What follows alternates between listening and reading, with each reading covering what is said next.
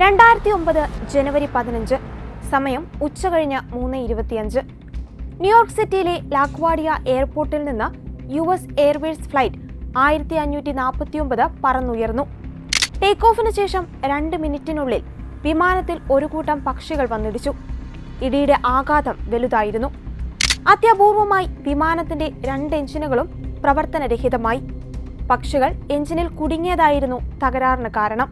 നിമിഷങ്ങൾക്കുള്ളിൽ 57 വയസ്സുള്ള ക്യാപ്റ്റൻ ചെസ്ലി സുള്ളി മനോധൈര്യം വീണ്ടെടുത്തു. ലാഗ്വാഡിയ വിമാനത്താവളത്തിൽ തന്നെ തിരിച്ചിറക്കാനോ തൊട്ടടുത്ത വിമാനത്താവളം വരെ എത്തുവാനോ കഴിയില്ല എന്ന് ക്യാപ്റ്റൻ ചെസ്ലി സുള്ളി കൺട്രോൾ റൂമിൽ അറിയിച്ചു. 150 യാത്രക്കാരും 5 വിമാന യാത്രക്കാരുമായി പറന്നുയർന്ന വിമാനം വൻ ദുരന്തമായി മാറുമെന്ന് എല്ലാവരും കരുതി. എന്നാൽ പിന്നീട് വന്ന വാർത്ത അത്ഭുതത്തോടെയാണ് ലോകം കേട്ടത്.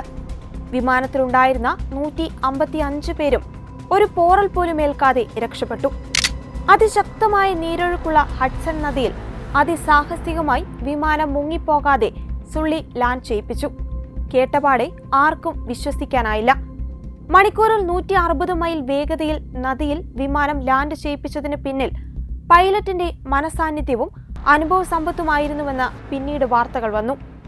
കൊടും തണുപ്പിൽ വിമാനം മുങ്ങിപ്പോകാതെയും ഒഴുകിപ്പോകാതെയും കപ്പലുകളും ബോട്ടുകളും തിങ്ങി നിറഞ്ഞ നദിയെന്ന് വിജനമായതിന് പിന്നിലും ദൈവത്തിന്റെ അദൃശ്യ കരങ്ങളായിരുന്നു. നദിയിൽ കൂടി പോയിക്കൊണ്ടിരുന്ന ഏതാനും ബോട്ടുകളും ഒരു ചങ്ങാടവും മിനിറ്റുകൾക്കുള്ളിൽ കുതിച്ചെത്തി യാത്രക്കാരെ കരയ്ക്കെത്തിച്ചു. ലോക ഏവിയേഷൻ ചരിത്രത്തിലെ ഏറ്റവും സുരക്ഷിതമായ ക്രാഷ് ലാൻഡിംഗ് എന്നാണ് നാഷണൽ ട്രാൻസ്പോർട്ട് സേഫ്റ്റി ബോർഡ് ഇതിനെ വിശേഷിപ്പിച്ചത്. അത്ഭുതകരമായി രക്ഷപ്പെട്ട ലിയോനാർഡ് എന്ന യാത്രികൻ ഇതാസ്പദമാക്കി പിന്നീട് ഒരു ചിത്രം വരച്ചു. ചിറകുകളിൽ ആളുകളും അതിനിടയിൽ ദൈവത്തിന്റെ കൈകളുമുള്ള ഒരു വിമാനം. ദൈവം തങ്ങളെ രക്ഷിച്ചുവെന്ന് അതിനുശേഷം ഓരോ യാത്രികരും മാറി മാറി ആവർത്തിച്ചു. വിമാനാപകടം മുന്നിൽ കണ്ട് ജപമാല കയ്യിൽ പിടിച്ചു പ്രാർത്ഥിച്ചവരും പിന്നീട് സാക്ഷ്യവുമായി വന്നു. ഹഡ്സണിലെ അത്ഭുതം നടന്നിട്ട് 16 വർഷം കഴിയുന്നു. ഓരോ വിമാനാപകടവും സംഭവിക്കുമ്പോൾ ഒരത്ഭുതം സംഭവിക്കട്ടെ എന്ന് എല്ലാവരും ആഗ്രഹിക്കുന്നു.